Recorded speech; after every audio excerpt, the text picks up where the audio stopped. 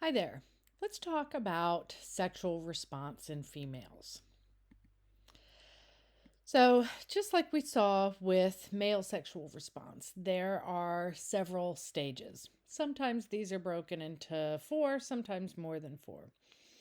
I'm going to lump a couple of them together and look at arousal or excitement and plateau together.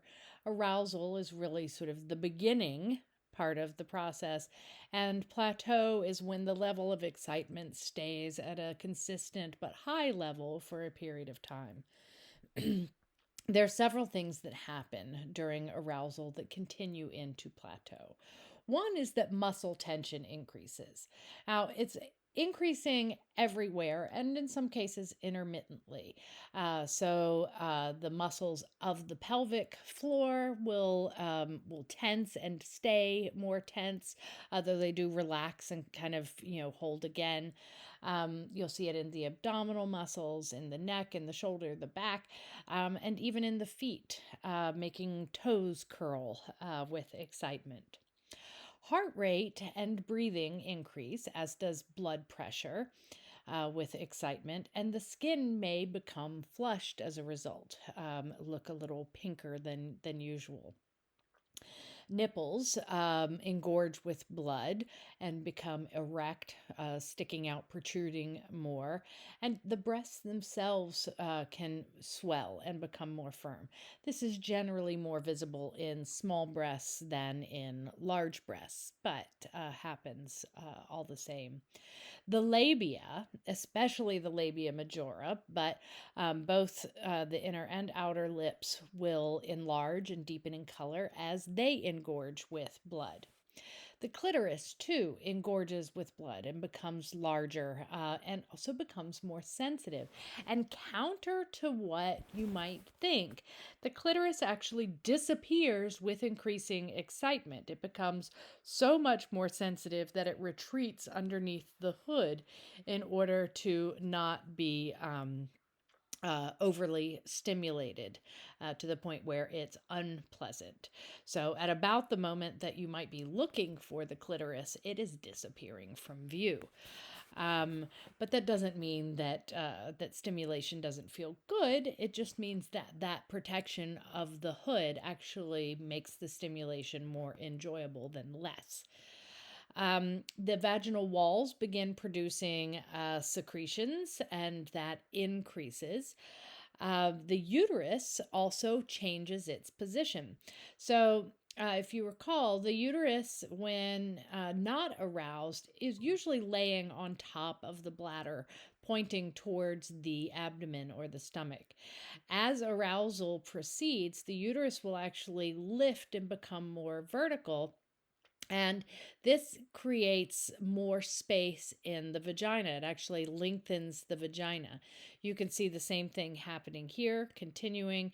And so, even though the vagina is usually only about, let's say, 3 inches long, with arousal, the cervix, uterus, everything moves out of the way, and that stretchy tissue that the vagina is made of creates more space for the insertion of the penis if this is the kind of sex that we're having.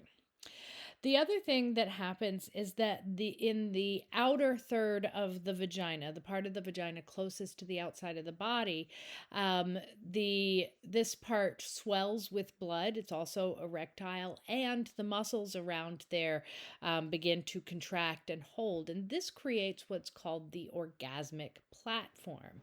It increases the stimulation in the vagina and also to the penis, if the penis is what's being involved here, and becomes one of the triggers for orgasm. Okay, orgasm, just like we talked about before, is a series of powerful rhythmic contractions. The contractions take place in the uterus, the vagina, the anus, the pelvic floor muscles. Everything in that region contracts in unison in a series of repetitive contractions. During and following the orgasm, there's also what's known as the sex flush. This is where a lot of blood suddenly comes to the surface uterus, perhaps to help cool the body after all of the activity, the sexual activity. Um, but this sex flush is sort of a telltale sign of an orgasm.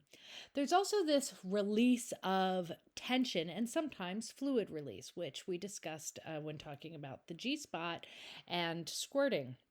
Now, the thought is that, all right, so for the male orgasm, which is usually associated with ejaculation, obviously we need that in order to get the semen to the outside of the body so that we can reproduce. But the question is, why do we have the female orgasm? One theory is that when semen is deposited at the end of the vagina, the female orgasm or the contraction of all of those muscles, including the uterus and vagina, may help to pull the semen into the uterus.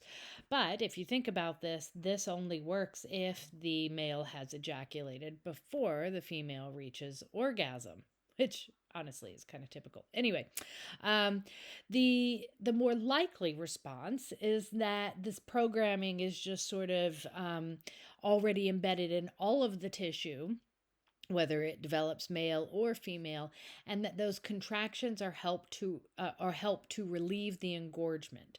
That means that as the contractions happen, it's helping to push blood out of that tissue and back into the main circulation away from the genitals. And this is part of why there is a feeling of relief after an orgasm, because it has also relieved that swelling that, while stimulating, is also a little uncomfortable. If, however, orgasm doesn't happen, that engorgement or swelling can remain behind and cause discomfort, which is really the same thing as blue balls, except that the testicles aren't on the outside. Now, how to get to orgasm varies from person to person.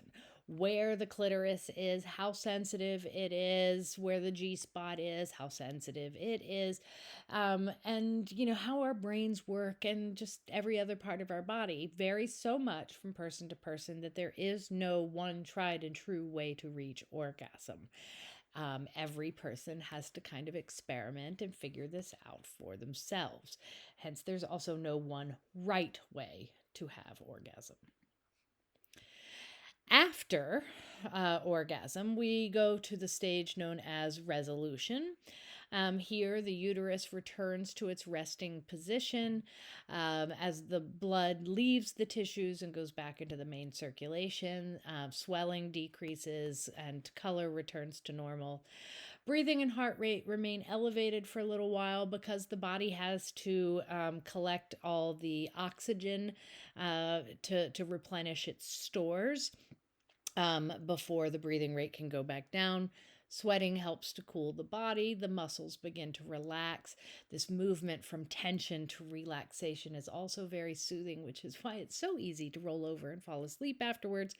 And also, it generally comes with a sense of well-being and so just feeling good and comfortable, and there's enhanced intimacy, so the cuddles feel better, you feel closer. That has a lot to do with the oxytocin that was released just from the physical connection, but also there's a boost that comes with orgasm. And finally, there's fatigue because it's hard work.